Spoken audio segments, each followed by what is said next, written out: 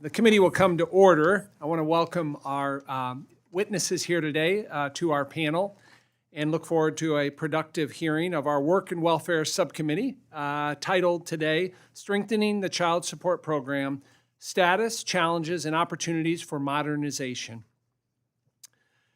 Well, good afternoon and welcome. And today's hearing, as I just mentioned, will dive into the opportunities we have for modernization as it relates to child support. And a special thank you to our witnesses for being here today. My name is Darren LaHood, and proud to serve as the chair of the Work and Welfare Subcommittee, and I represent Illinois' 16th Congressional District, covering much of central and northwestern parts of our state. This is only the second hearing we've held on the Child Support Enforcement Program since 2012. The Child Support Program plays a critical role in promoting the financial well-being of children and families. It encourages sustained parental engagement and reinforces the principle that parental responsibility does not end when parents live apart. Regular child support payments promote self-sufficiency by helping families avoid reliance on public assistance benefits and can represent a meaningful share of a family's monthly income. In 2024, states collected more than $25 billion in child support payments and served more than 11 million families, or 18% of all children in the United States. Among families served, 24% had incomes below the poverty line. The Child Support Program is one of the most effective in the federal government, returning more than $4 for every dollar spent administering it. The last time Congress enacted comprehensive reforms to this program was nearly 3 decades ago, as part of the welfare reform of 1996.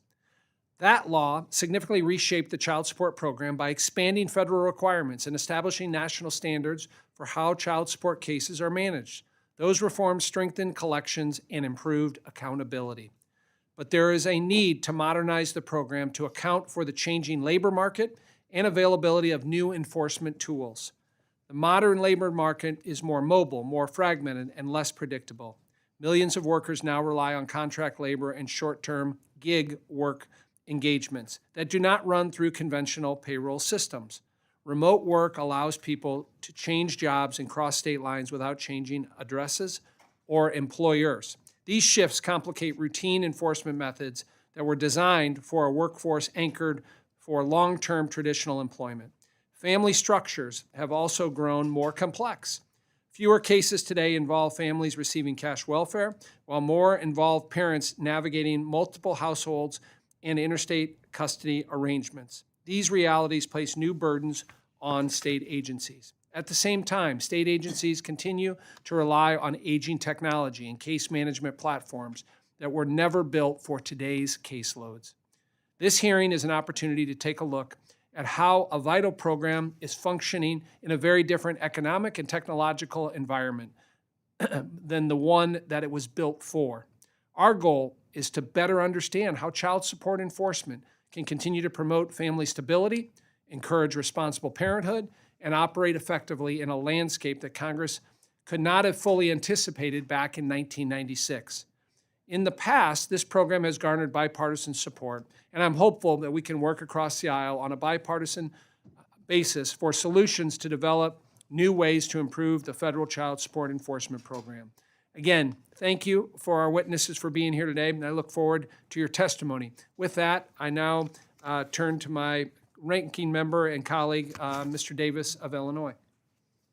Well, thank you, Mr. Chairman, and let me thank you for holding today's hearing on child support, which is one of our most cost-effective tools to reduce child poverty, collecting more than $4 for every $1 that we invest. I also want to welcome all of our witnesses, and especially Nick Gwyn, who improved child support in very important ways when he served as subcommittee staff director, and whose advice I sought when I first joined the committee many years ago. Nick, not only do we welcome you back, but we thank you for the outstanding work that you did and continue to do on behalf of the nation's children. Thank you very much. I must begin by expressing my shock, bit of anger, and dismay that our committee refuses to address the administration's baseless and illegal withholding of temporary assistance for needy families and the social service block grant funds desperately needed by families in our home state of Illinois and 4 other states. Nor is our committee challenging the illegal barriers to child care funding for all states, tribes, and United States territories. Our committee wrote the laws the administration is violating, and it is shameful that we're not penalizing Health and Human Services action and reminding them that Congress is a co-equal branch of government. The Child Support Program increases access to basic necessities for children who would otherwise live in deep poverty. And it often increases the number of loving adults in a child's life because parents who pay child support are also more likely to have a relationship with their children. We should continue to ensure that the child's well-being is at the center of all decision-making, including complex situations involving kinship caregivers trying to preserve family relationships and custodial parents fleeing domestic violence. Our committee has clear, specific opportunities to improve federal child support programs to ensure children's needs are met, families are strengthened, and both custodial and non-custodial parents are treated fairly. States should pass through all child support to the families. Because of federal limits and states not using options in the law, dozens of states actually keep large amounts of child support, reducing support to families. I am proud of Illinois' leadership in this area, which is making a meaningful difference for the people that I represent. We should prohibit states from collecting child support from families whose children enter foster care. The research is abundantly clear that this punitive action keeps children in foster care longer. Although many states are stopping this practice after HHS issued guidance, this committee should act to stop this process altogether. We should legislate based on reality and not on the long-standing fictional narrative that non-custodial parents don't want to pay child support. Most non-custodial parents struggling with child support lack good jobs that allow them to pay without being forced into poverty, and they are reluctant to use their limited income to pay support that is not given to their children. We should move bills that encourage investment in employment and economic upscaling opportunities for struggling non-custodial parents, in parenting time services, and in funding parental access and visitation grants that help address parental conflict, and in requiring evidence-based protocols to ensure that parenting time is not a weapon for perpetrators of domestic violence. We've found common ground on positive, effective child support policies before, and I hope we will prioritize these reforms again. I look forward to evaluating the recommendations being raised today. And again, Mr. Chairman, I thank you for this very important hearing. Thank you, Mr. Davis, for your opening statements. We'll now turn to our witnesses. And I'll go down the line here and introduce our witnesses. Our first witness is Jessica Tollestrup, who is a specialist in social policy at the Congressional Research Service here in Washington, D.C. Next is Ms. Connie Chesnik, and she is the administrator of the Wisconsin Division of Family and Economic Security in the Department of Children and Families. She's joining us from Madison, Wisconsin. Next, we have Ruth Ann Thornton. She is the Director of the Child Support Division in the Texas Office of the Attorney General in Austin, Texas. And lastly, as Mr. Davis mentioned, we welcome back Nick Gwyn, who is a Senior Fellow at the Center for Budget and Policy Priorities in Washington, D.C. Welcome to you all. We will now have each of you do a 5-minute opening statement, and Ms. Tollestrup, you are recognized.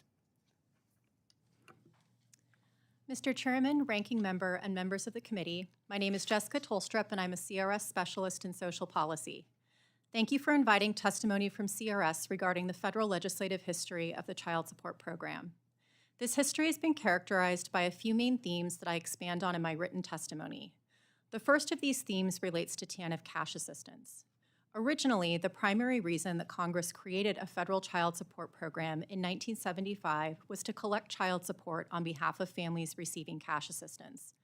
The money collected on behalf of these families is retained by the states and federal government to reimburse them for the cost of that assistance. Much of the debate over the program since that time has been concerned with how child support collected for these families should be distributed. Second, an important factor in the development of the program has been the need for the federal government to coordinate interstate child support enforcement. This has led to automated systems and the creation of federal collections mechanisms. Third, even though the federal government assumes most of the cost of these programs, they are largely directed and carried out by the states. Thus, the state program experience has been of utmost relevance during major legislative efforts. With these themes in mind, I will now summarize the legislative history of the program and then touch on the program's current composition in terms of the cash assistance population. The slide that is displayed illustrates how that program composition has changed over the past 25 years. It shows the percentage breakdown by 3 types of families in fiscal year 1999 and 2024. There is current assistance, which generally are TANF families who are currently receiving cash assistance, former assistants, which are families who used to receive TANF cash assistance, and finally, families who have never received TANF cash assistance.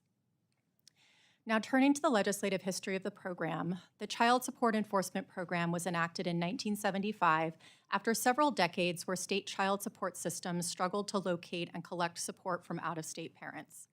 In addition, there had been growing concern on the part of Congress that single-parent families on cash assistance were not receiving financial support from their absent parents. Thus, the original federal law was focused on financing state child support programs as they served cash assistance families.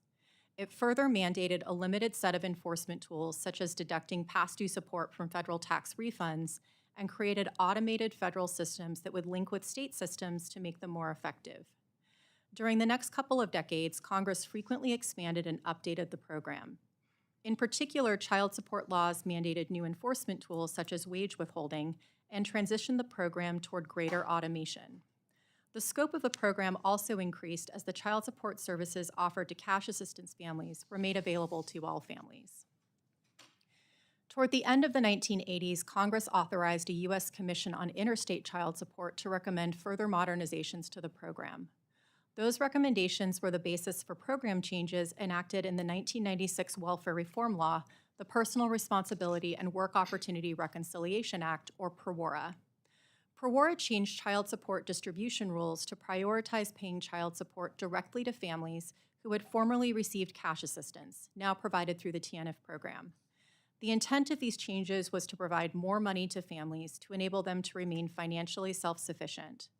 PRWORA also made significant changes to almost every aspect of child support, including requiring all state programs to adopt tools that certain states had found to be effective and to build new federal systems.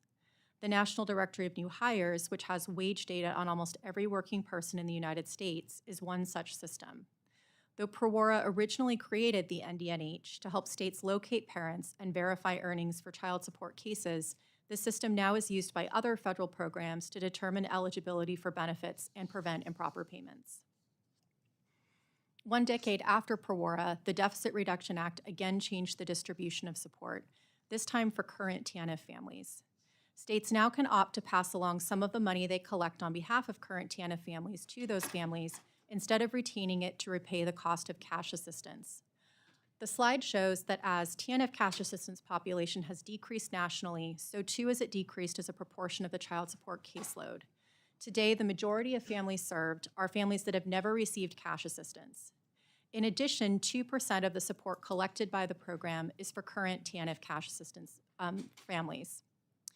That being said, since a more robust set of locate and enforcement tools were authorized in PROWARA, the program has greatly increased its ability to establish child support orders, now encompassing 86% of all child support cases, and it makes collections on 70% of its cases that have orders. For every dollar spent on the program, more than $4 of child support is collected. Thank you. Thank you for your testimony. Ms. Chesnik, you're recognized. Thank you. Subcommittee Chairman LaHood, Ranking Member Davis, and distinguished members of the Work and Welfare Subcommittee, thank you for the opportunity to testify today on opportunities for modernization in the Child Support Program. The Child Support Program is the third largest federal program serving families, yet it is not a public benefit program. It has evolved over the years from its origin as a program designed to recover the cost of government benefits. Its current legislative framework, as has been noted, is based on the welfare reform legislation of 1996, PROWARA, which is now 30 years old. Today, the Child Support Program is focused on providing direct parental support to families, serving millions of children across the country, and reducing families' need for government benefits. In addition to my role in Wisconsin, I'm also the current president of the National Child Support Engagement Association, NCEA. NCEA is proposing new legislation to provide the foundation for the Child Support Program's continued effectiveness in supporting children. I will address each of the four main policy areas of the NCEA legislative package briefly.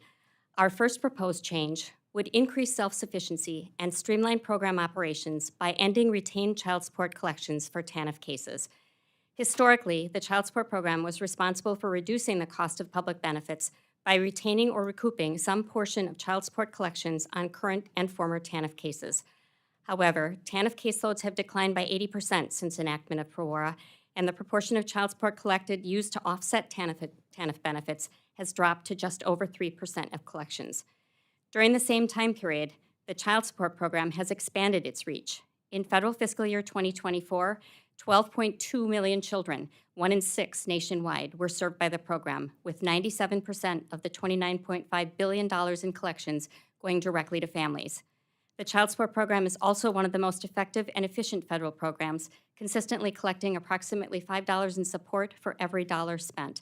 It provides more than 3.5 times as much in financial resources to single-parent families as the TANF program. Retention and recoupment of TANF benefits from TANF recipients takes money away from primarily single-parent families at the very time they need it most to establish financial stability and avoid remaining on or returning to public benefits.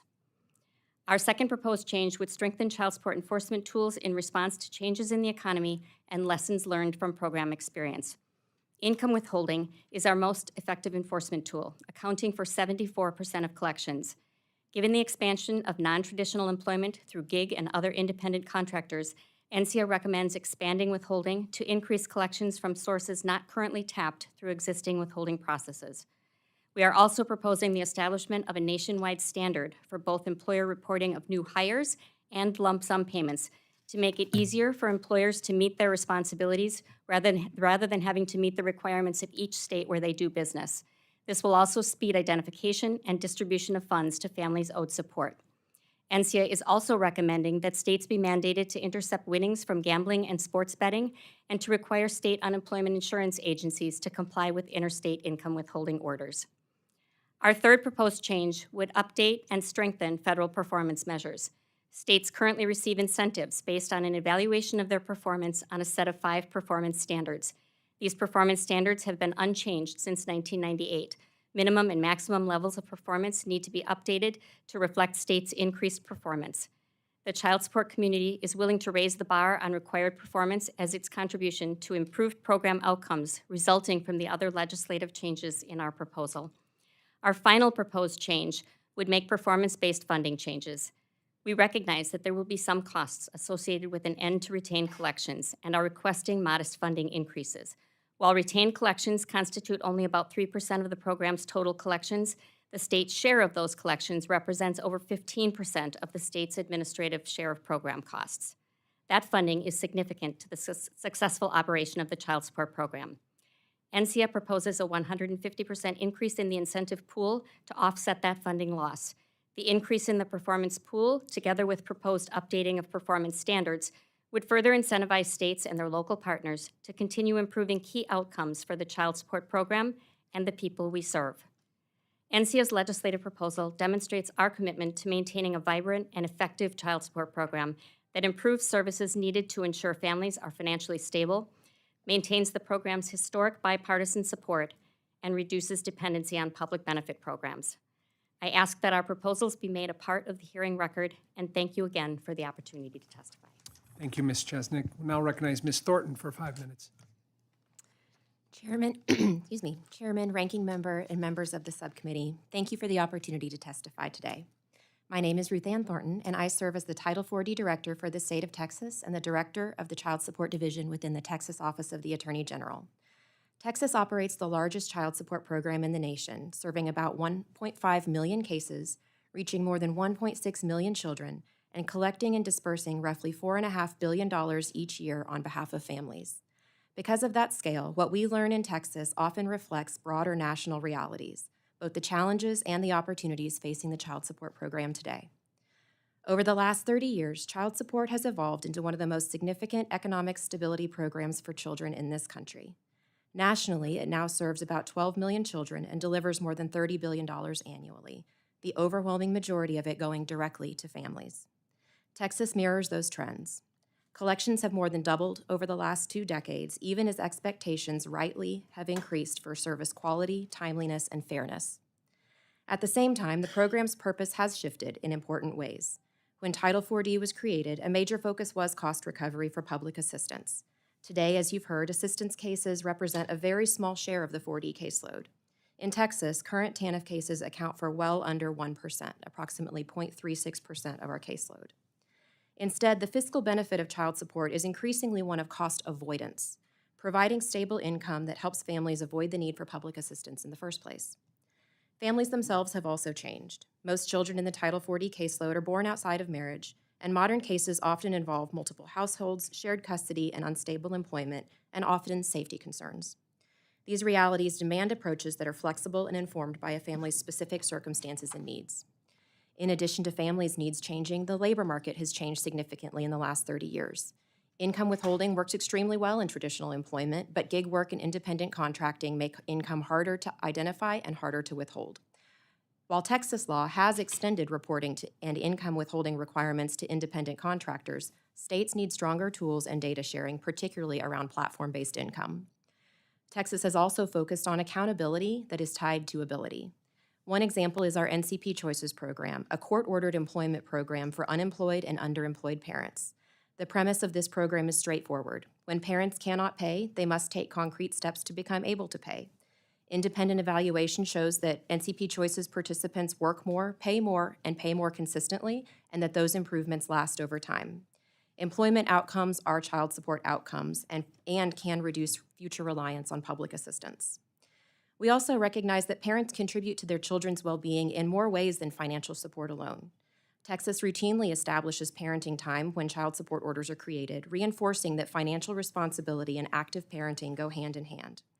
Our Access and Visitation program provides practical support that helps parents understand and follow their orders.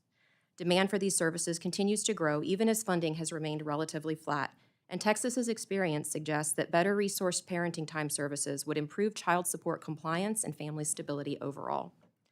And all of this work is either enabled or constrained by technology. In 2025, Texas implemented a modern case management and financial platform, retiring a legacy mainframe that dated back to 1997. We approached modernization with the understanding that large-scale public systems cannot be fully designed years in advance and delivered unchanged. Instead, we used an agile delivery model informed directly by frontline staff and embedded product owners so the system reflects how work actually happens. Despite significant investments in technology modernization, Texas remains one of the most cost-effective programs in the country, collecting nearly $10 for every dollar spent.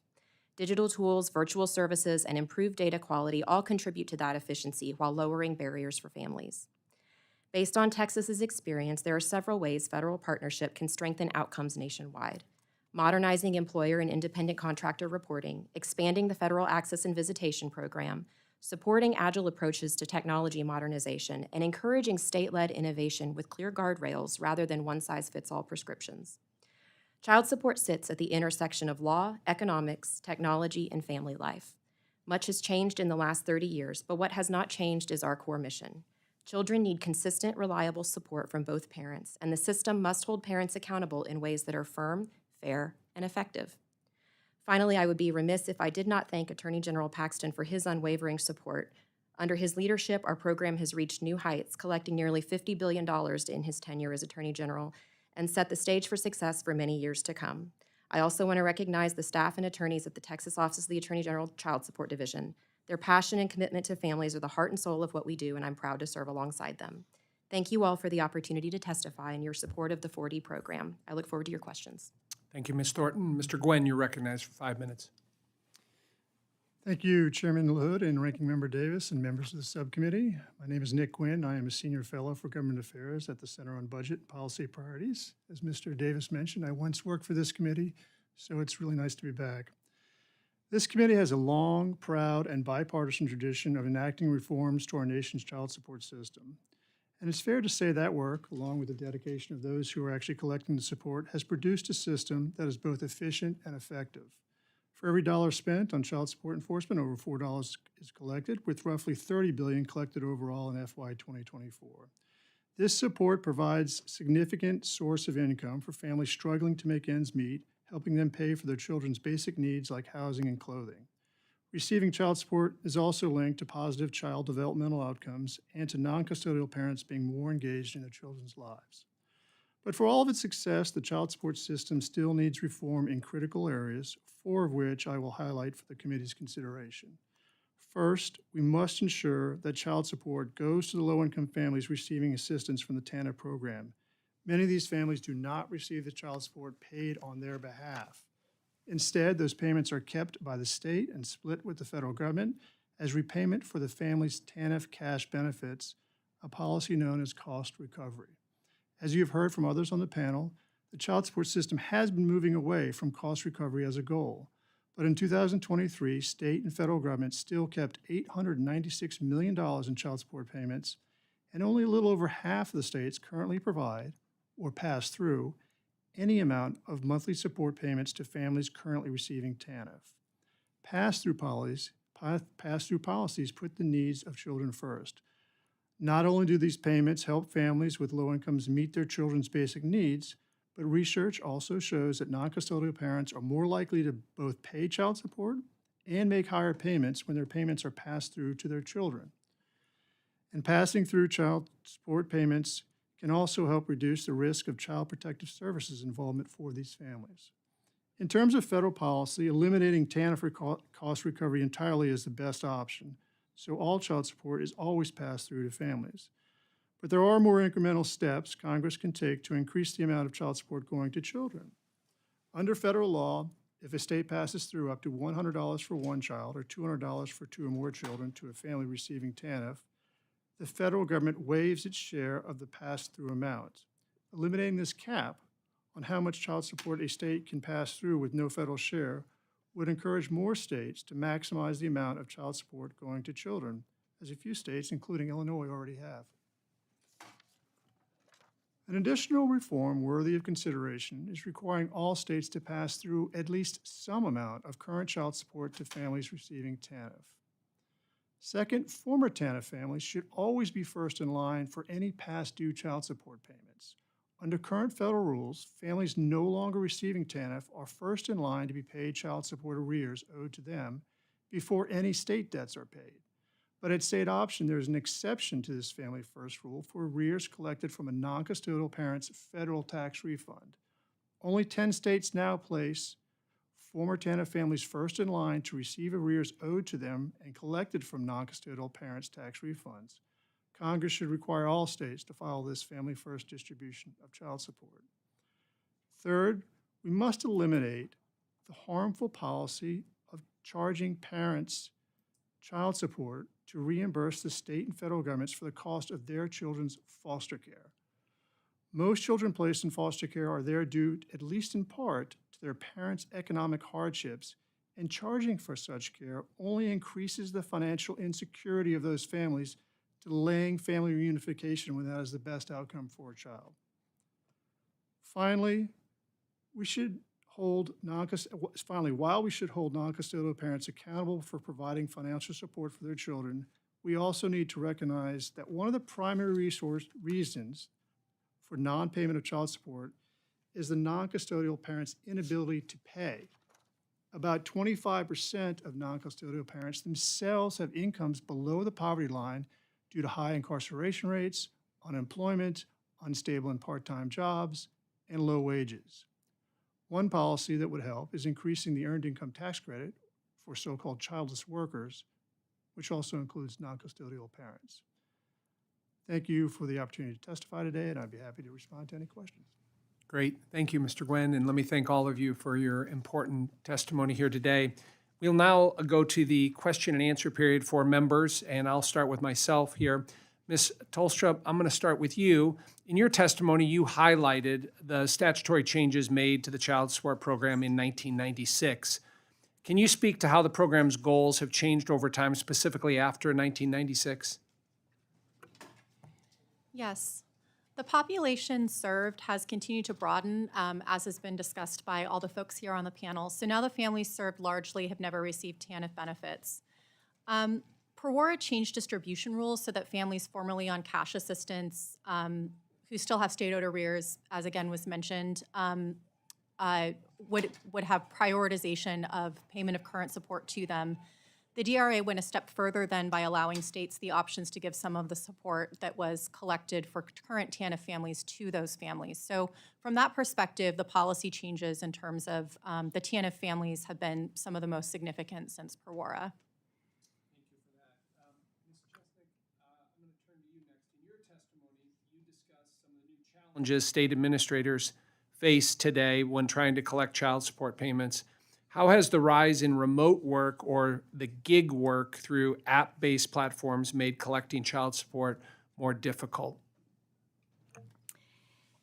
People that work in the gig economy are independent contractors, so they don't have an employer-employee relationship with the individual or company from which they are receiving payment.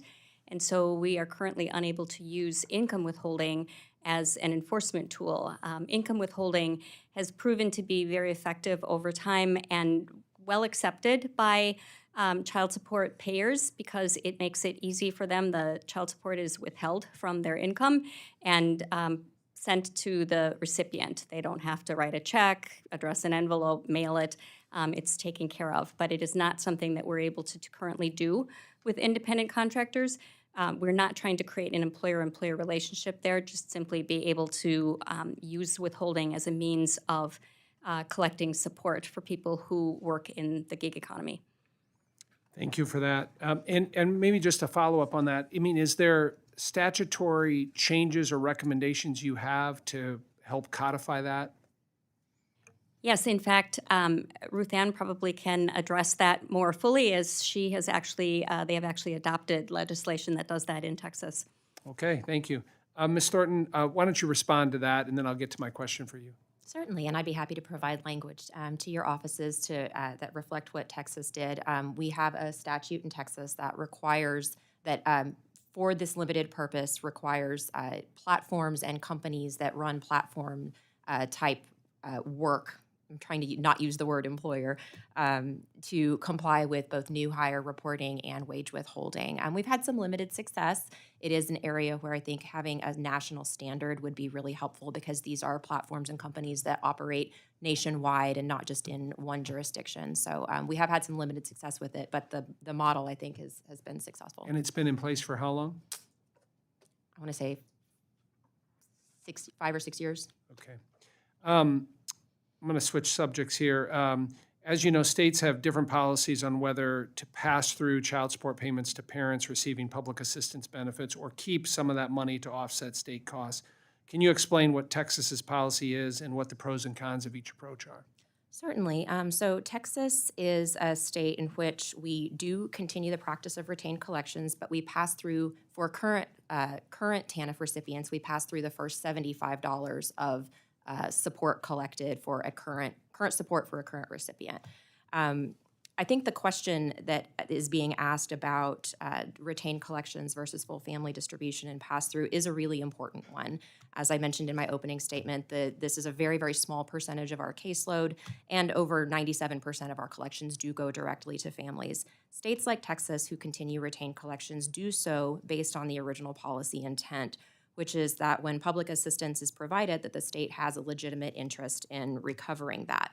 However, as I also mentioned, we've shifted our focus more from being a cost recovery state to avoiding costs. We recovered around $13 million in current and former TANF assistance in a fiscal year. We avoid over $800 million through the receipt of child support by increasing that family's stability and hopefully preventing them from needing public assistance in the future in the first place.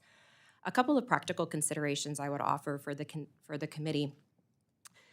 Retained collections is also part of an important framework that requires mandatory cooperation with paternity establishment and the establishment enforcement of a child support order for benefits recipients. So even if from a legislative perspective, you set aside withholding or current retained collections being withheld, there is still a public interest in avoiding future public assistance outlays, and requiring cooperation with child support establishment and enforcement can help avoid those future public assistance outlays. So if there were a move toward full family distribution, I think it would be important to do so in a way that maintained that cooperation requirement for assistance receiving families.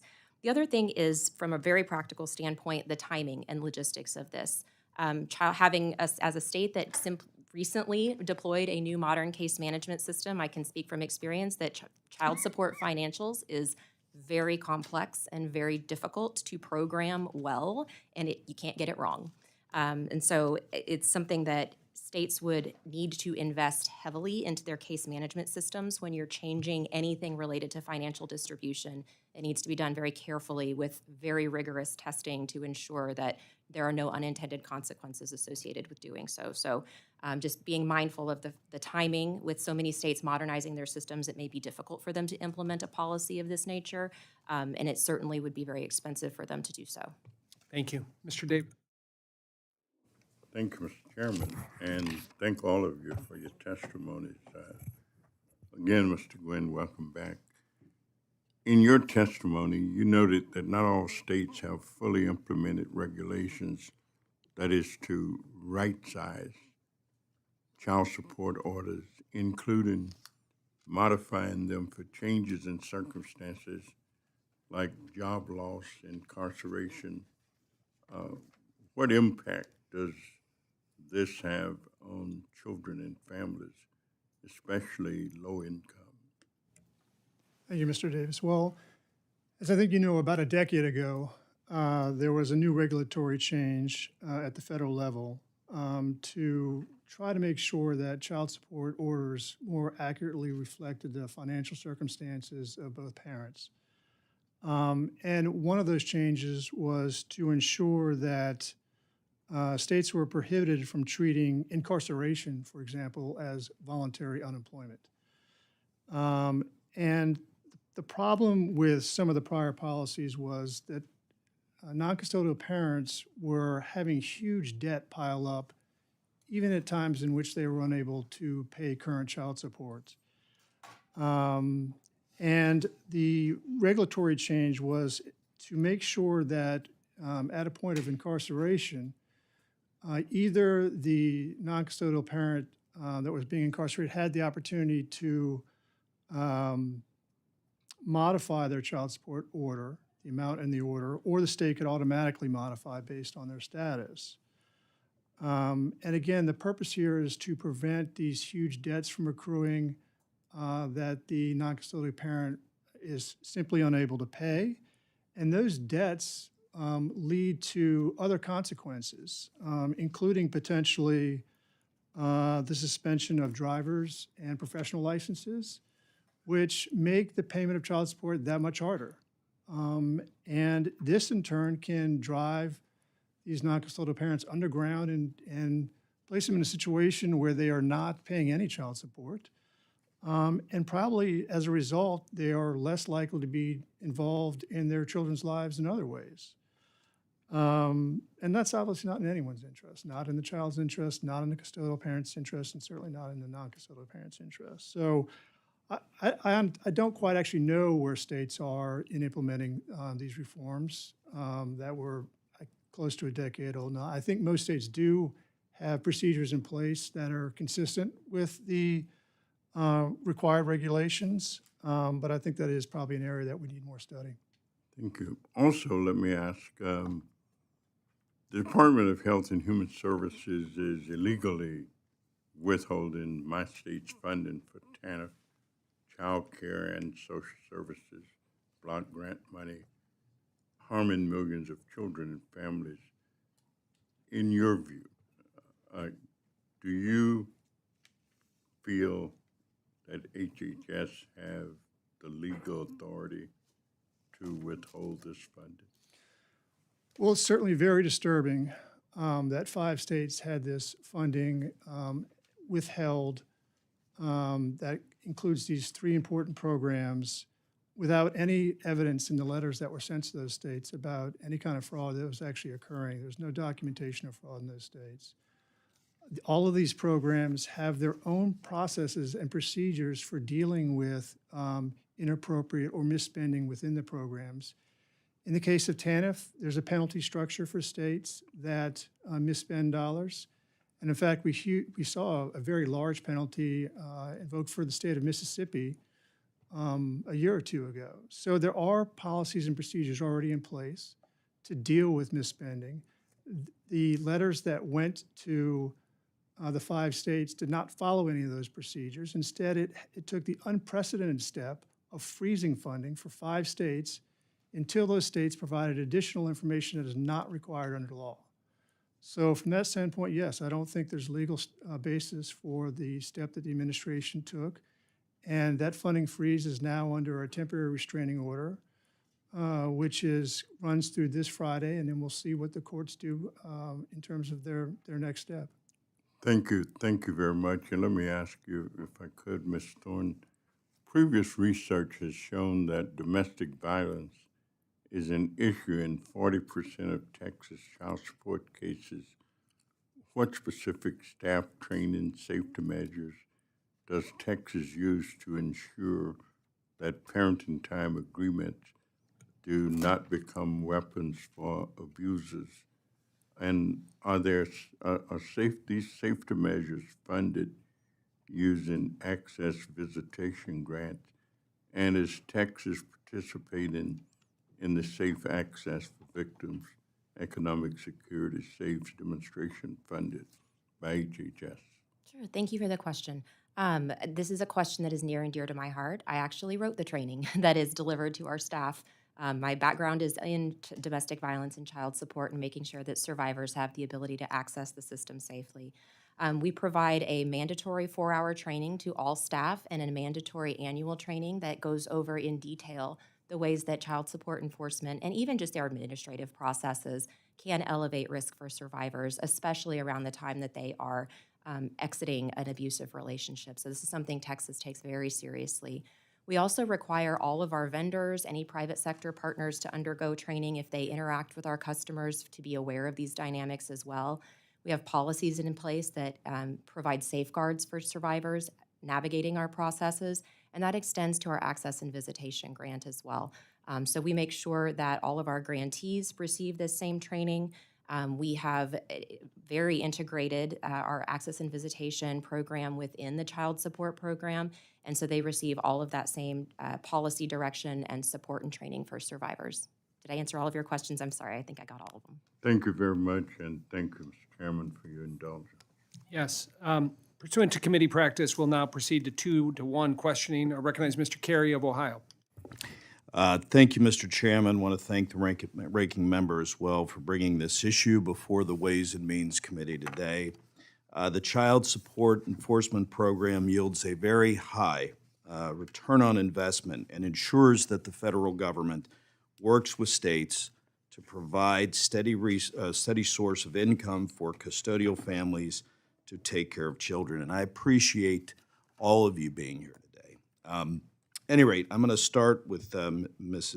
Tollestrup.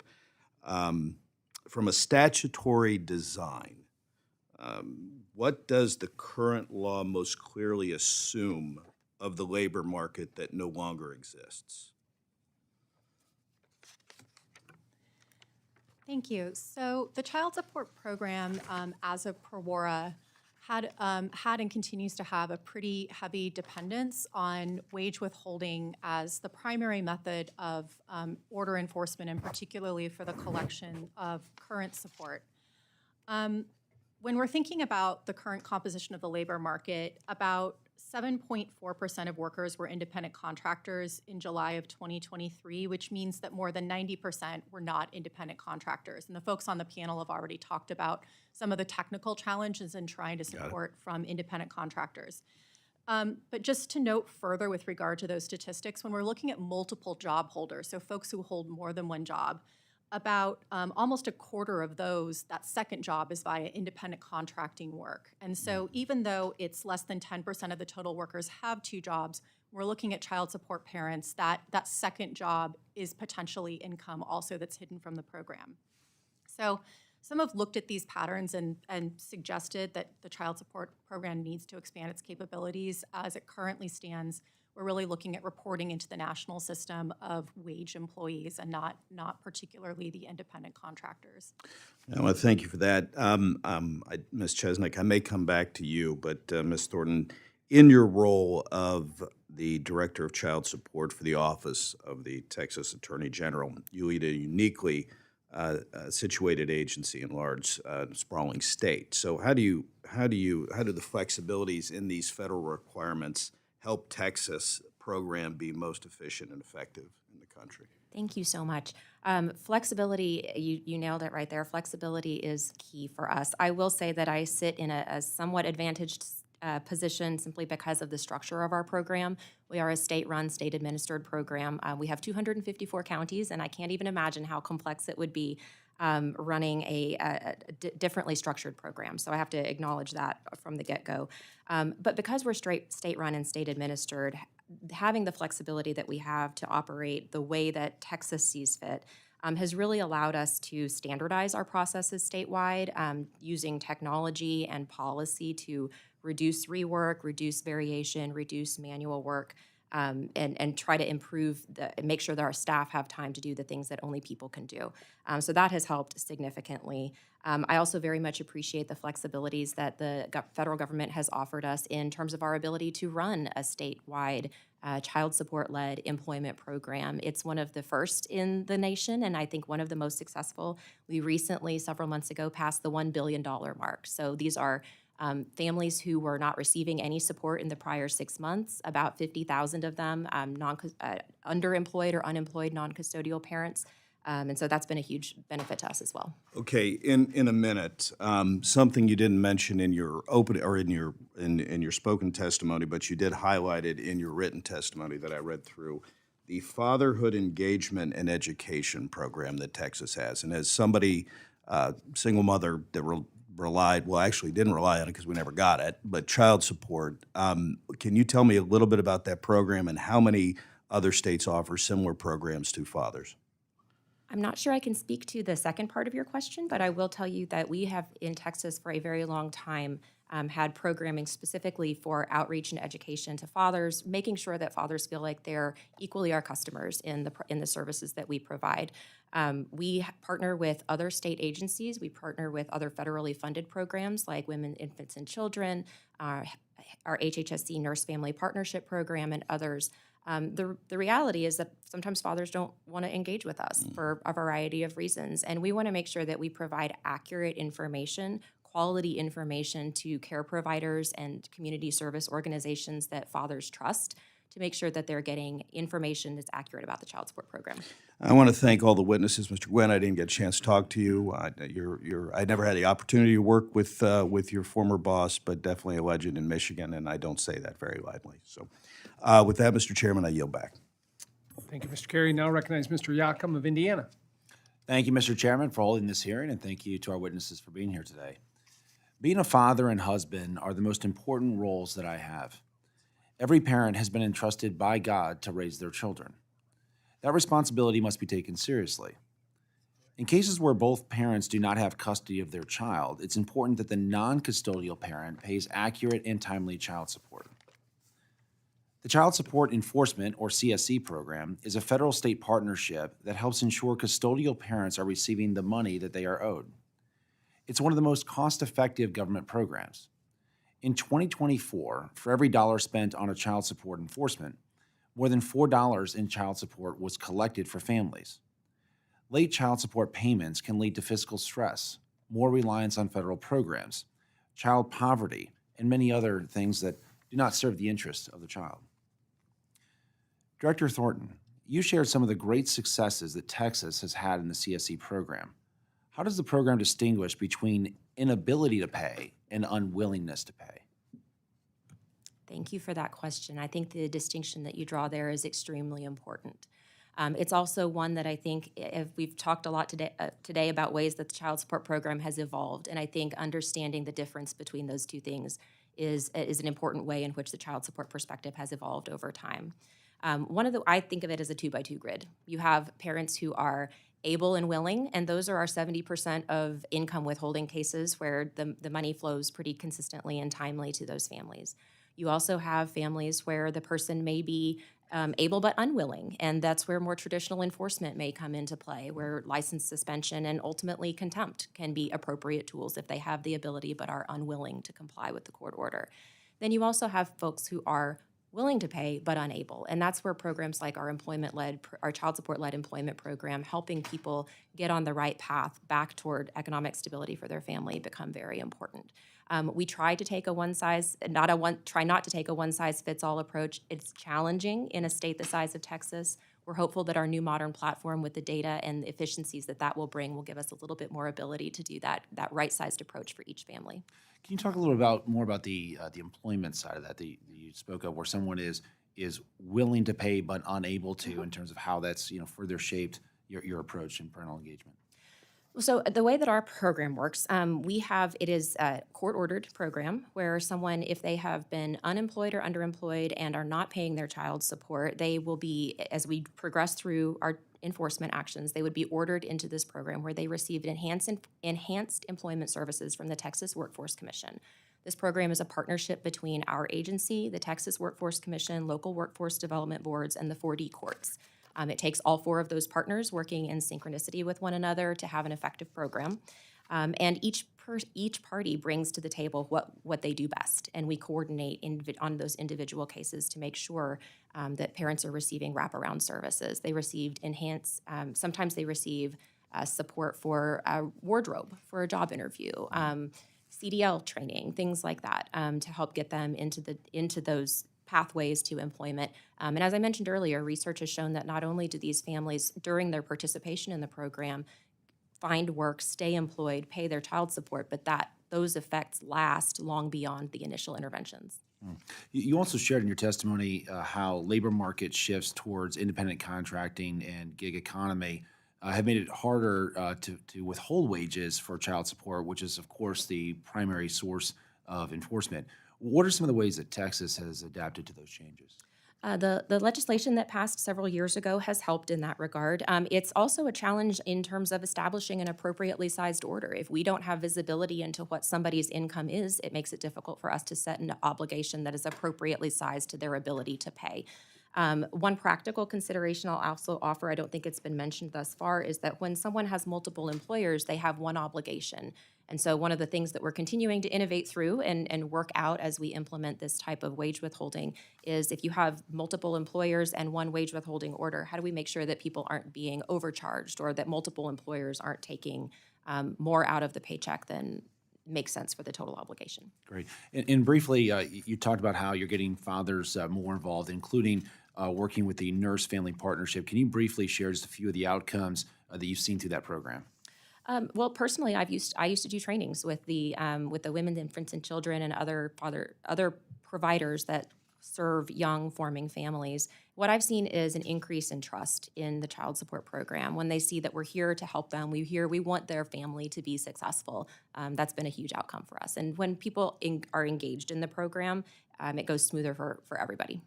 Thank you. And Mr. Chairman, I'm a strong supporter of the Nurse Family Partnership. as they do incredible work in helping support children and families. And they help MCV grants and other federal funding. So thank you for holding this hearing, and Mr. Chairman, I yield back. Thanks for your comments on that, Mr. Yakum. Now recognize Ms. Chu of California. Thank you, Mr. Chair.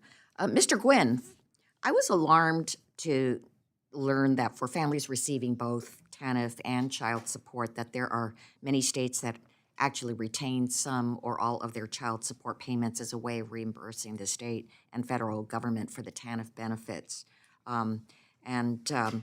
That a non-custodial parent makes the child support payment they owe, but instead of passing that money on to the custodial parent, the state keeps it. So states can even do this to families who used to receive TANF benefits as a way of reimbursing themselves for past TANF payments. So it's outrageous to me that states can essentially withhold child support from parents and children that are already struggling. So, Mr. Gwyn, can you expand on how this practice negatively impacts low-income families and children, and why you recommend ending this practice entirely? What benefits do we see when custodial parents and children receive their full child support payments? Certainly. Thank you for that. Thank you for that question. The policy of denying current and support to current TANF families, in some cases former TANF families, has a number of negative effects on those families. First, it denies the children in those families the resources that could have been used to better provide for their food, their housing, their school supplies. And I would point out that families that are receiving TANF benefits are very low. In every state, the TANF benefit doesn't reach 60% of the poverty line for a family of three. In something like 17 states, it doesn't reach 20% of the poverty line. So these are very low-income families, and every dollar counts in terms of helping them. And honestly, any dollar that you're not passing through is another dollar that is pushing them toward poverty, into poverty, or further into poverty. And not passing these dollars through also makes it less likely that non-custodial parents actually pay the child support, because they know the support's not going to benefit their children. So they have less incentive to actually pay it. And relatedly, when non-custodial parents don't pay child support, they're less likely to be otherwise involved in their children's lives. So, and we've seen evidence also that when dollars are passed through, school performance for children go up. So there are a lot of factors here that speak to the importance of passing through these dollars. As you mentioned, some states don't pass through anything. There are some states that don't pass through $1 of child support. Most states pass through something. There are a few states, including Illinois, that pass through everything. So as everyone on this panel has mentioned, this goal of cost recovery has been declining in the child support system, but it's still there. And I think you're hearing some level of consensus that we need to change that. It just needs to be eliminated. Yeah. Well, thank you for that. And Ms. Chesnik, I do appreciate that the National Child Support Engagement Association is also recommending that Congress end this practice of states retaining these child support statements. But I wanted to ask you about another one of your recommendations, which is that Congress should expand income withholding for non-custodial parents engaged in non-traditional employment like gig workers and independent contracting. Given the rise of the gig economy in recent years, this seems like a no-brainer to improve child support enforcement. Can you talk about the current process for collecting and enforcing child support payments from these type of workers and how federal legislation could improve that process? Yes, thank you for the question. It is difficult to enforce obligations for people in the gig economy. Our most effective enforcement tool is income withholding. It's very seamless, and it is not able to be used in cases involving people in the gig economy who are independent contractors. So we have to rely on other enforcement tools in those cases, which oftentimes means that families don't receive consistent support. And sometimes just missing one or two payments may be enough to put them back on, depending on public benefits. Thank you. And I'd like to state for the record that I strongly agree with Mr. Gwyn's statement on the issue of domestic violence, about the need to ensure that parenting time agreements and the process for establishing them include safeguards to protect children and adults from domestic violence. Yeah. And also, Ms. Chesnik, I am very interested in your statement that non-custodial parents have incomes that are below the poverty line, and that it is important for them to have adequate employment and supportive services, and that there are states that are engaging in this and supporting that kind of thing. And I hope we can continue to do that and expand on it. And I yield back. Thank you. Ms. Van Dyne. Thank you so much, Chairman. I also want to thank our witnesses for being here today. And this subcommittee greatly appreciates the work that each of you have dedicated in supporting children's well-being and strengthening our state programs to deliver better outcomes for families in all backgrounds.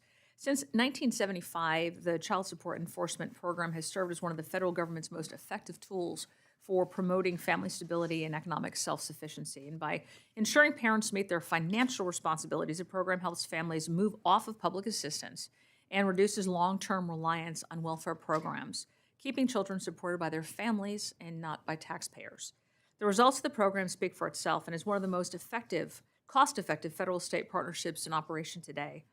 In 2024 alone, the Child Support Enforcement Program handled 11.6 million cases, and it delivered $25.8 billion in child support directly back to families.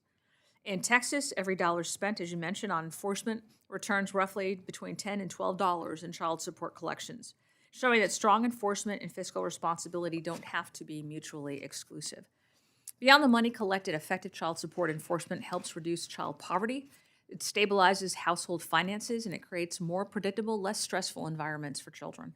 When families can count on consistent support, they're better able to plan, work, achieve long-term financial independence, and most importantly, put the well-being of their children first.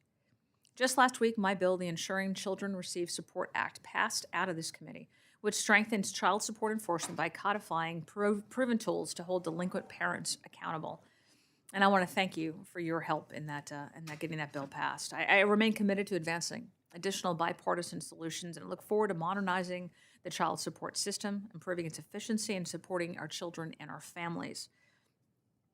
Mrs. Thornton, Texas has the largest child support agency in the country, but it is also the most cost-effective. I really appreciate all the work that you do in that state for our children, for our families. But how did your division deliver such strong enforcement outcomes while keeping administration costs so low?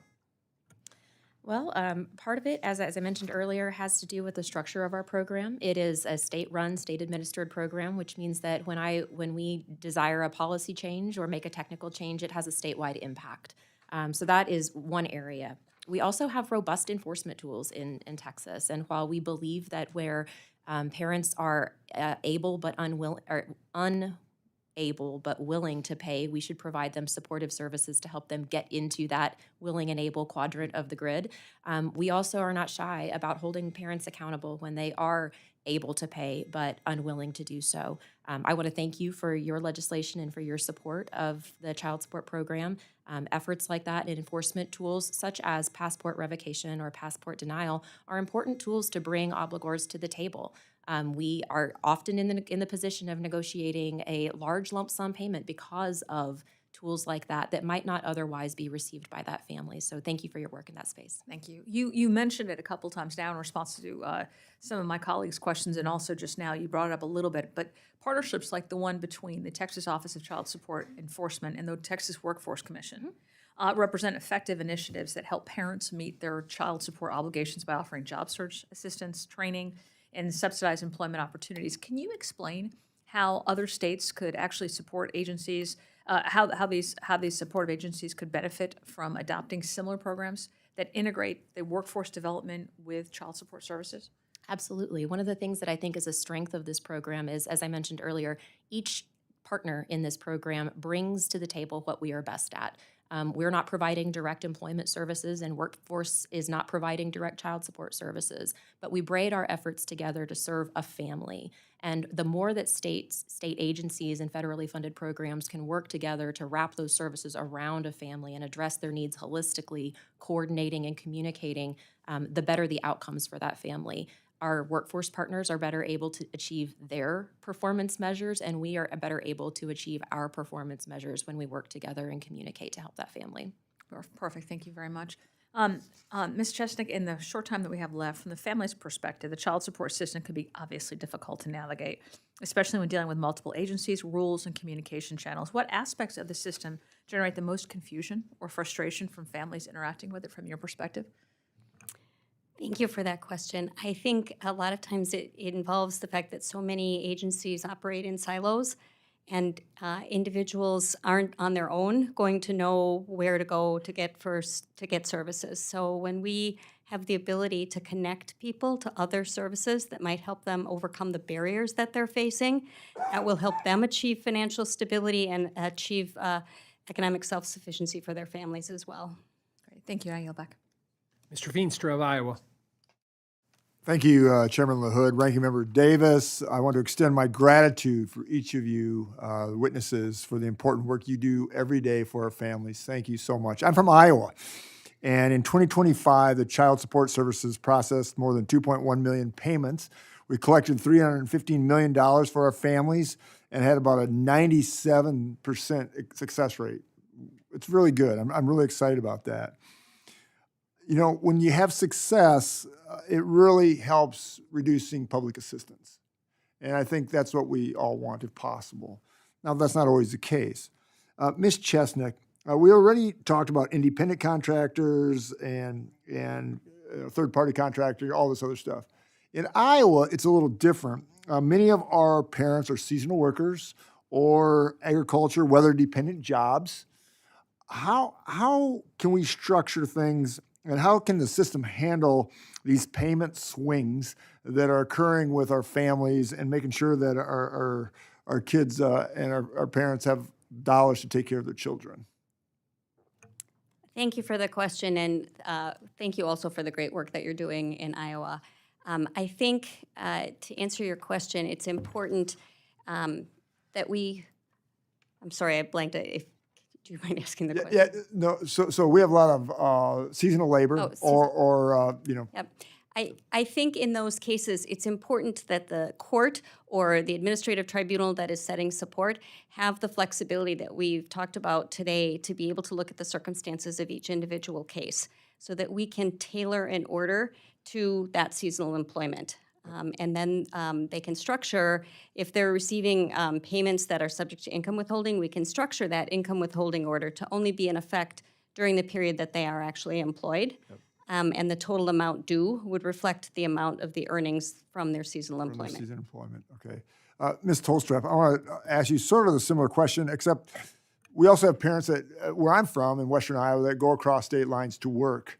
And this becomes sort of a bit of a problem once in a while when you have reciprocity or when you have other states trying to do different things.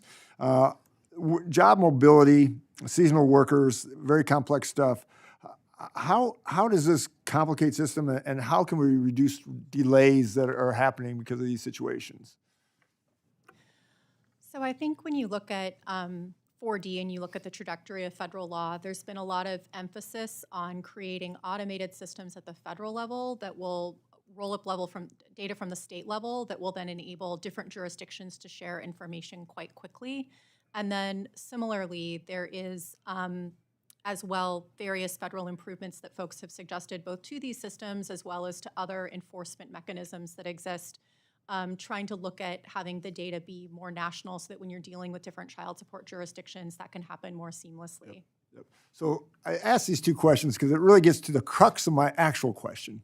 And I want to ask Ms. Thornton about this. So we have counties and even states using legacy systems yet, and all that you've said over the last hour or so is, hey, we can do this, all this stuff, but it really takes an effective and efficient computer system.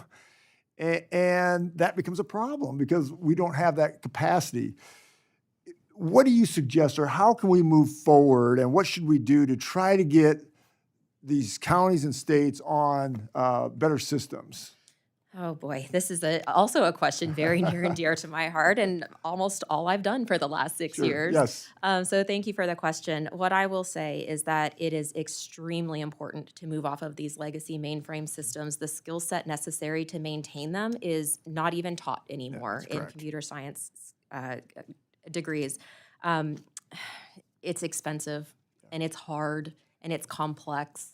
The states do a great job, and the Federal Office of Child Support Enforcement really supports our effort to skill share with one another, try to enable lessons learned. Part of the challenge is that every state is structured differently. We have different laws, different practices, different constraints. But I can only underscore the absolute importance because we have been constrained since 1997 by a mainframe system that does not enable innovation. For anything that we've talked about here to become successful at scale, it really does require a modern skill set and a modern tool set. Thank you for stating that, and that's my passion. I mean, we've got to get state of the art. If we want to do all these things and really help out the cause, that's where it starts. So thank you, and I yield back. Ms. Moore of Wisconsin. Thank you, Mr. Chairman and Mr. Ranking Member and our witnesses. As you've all noted, votes have been called. So I think I just feel really compelled to get straight to the point. I might not even use up all my 5 minutes. One of the through lines that I have seen with all the questioning, Mr. Chairman, Mr. Ranking Member, and all of our witnesses, is that, the main reason that people don't pay child support is because they don't have access to opportunities and jobs. That, of course, we can always talk about the billionaire who has money that just won't pay, but that is not the case. It's for people who actually are low income and don't have money. And so I do have a question, and Ms. Thornton has waxed on about how important that's been in her success in Texas. So I want to ask you, Ms. Chesnik, because I've had some experience with you in Wisconsin. I'm trying to understand how the reorganization at HHS, sort of the 500 people that have been fired or retired out of the ASC where child support enforcement is done, and also a rule that is being proposed on rescinding the employment and training services for non-custodial parents in the child support space. How is that going to have, that being rescinded, what impact would that have on our ability to collect child support and also just to administer the program? I don't understand the reorganization. Thank you, Congresswoman Moore. There has been talk of rescinding the employment and training rule, and a lot of work went into over many years giving the child support program the authority to draw down federal match for services related to employment and training. As I mentioned earlier, our programs have often worked in silos, and the partnerships that we've created, the networks that we've created with our TANF program partners have helped us to connect non-custodial parents with employment services that they aren't going to reach out to on their own because they quite honestly don't know where to go. Mr. Chairman and Mr. Ranking Member, because all of the guys up here, all of you talked about that. This is at risk. Also, the pass-through policies. Wisconsin does it, because when Mr. Paul Ryan, remember him, used to be the chair of the Budget Committee, and I was on the Budget Committee from 2011 to 2015. The only amendment that ever passed the Budget Committee was the pass-through. Can you talk about recommendations that you have for making pass-through policies, because all states don't do it, financially feasible? I understand, Ms. Thornton, that this is a partnership, but some states absolutely, would be a failed state if they actually gave the child support money to their clients. Ms. Chesnik, do you have some recommendations for us? I think that many states would support 100% pass-through. They simply aren't in a position to be able to afford the loss of revenue that because of they're having to pay the federal share of those collections. So part of our proposal does provide for backfill for that lost revenue, but I think there is definitely support within the child support community for moving away from cost recovery and providing direct support. And research consistently shows that parents are much more likely to pay support if they know that it's going to their families and not to the government. You heard that, Mr. Chairman, Mr. Ranking Member. Okay, Mr. Gwyn, it was hard to pronounce your name, but I was concerned about something that Ms. Chu talked about in terms of the domestic violence provisions in parenting agreements. I certainly think it's really important for non-custodial parents to be in touch with their parents, often men, I don't, and I think while it's okay to, to cut people's occupational licenses, passports, fishing license, hunting, we should not cut their ability to see their kids, if that's possible. But we do know that domestic violence is a real thing. And so this is why I think Ms. Chesnik, and I'm wondering, Ms. Thornton, would you agree that it's important to eliminate one of those silos and make sure that DV gets to be a part of discussions about visitation? Ms. Chesnik? Thank you for the question, and absolutely agree. And we have put a lot of effort into making sure that we also in Wisconsin are providing training and building awareness. Mr. Gwyn? Absolutely. Both Wisconsin and I think Texas received grants that look at this issue to try to identify what are the most successful procedures and protocols that ensure that DV is included in child support decisions. And those fundings are at risk. And so with that, Mr. Chairman, I would yield back. Thank you, Ms. Moore. That concludes our question and answers from our witnesses, from our members today. Let me just, in closing, thank you for being here today. Thank you for the valuable testimony you've provided, for answering our questions. You've given us a lot of suggestions and ideas for how do we modernize the system and to help us do our job to make the system work better. So grateful for those of you that traveled here today. We look forward to the follow-up, and I'll just remind that members, please be advised that they have 2 weeks to submit written questions to be answered later in writing. Those questions and your answers will be made part of the formal record. With that, the committee stands Chairman, adjourned. before you hit the gavel, could I just make one statement? Sure. It's my understanding that the funding for the access and visitation grants has remained flat at around $10 million since 1996. And I just like that into the record. Also, I'd like to ask Ms. Gwyn if she could send me a note saying whether or not your organization would be supportive of increasing it. Thank you. Happy to We'll do take that. that Thank under advisement for the record. Thank you. Hearing is adjourned. I'll take your stuff back. Here are the votes.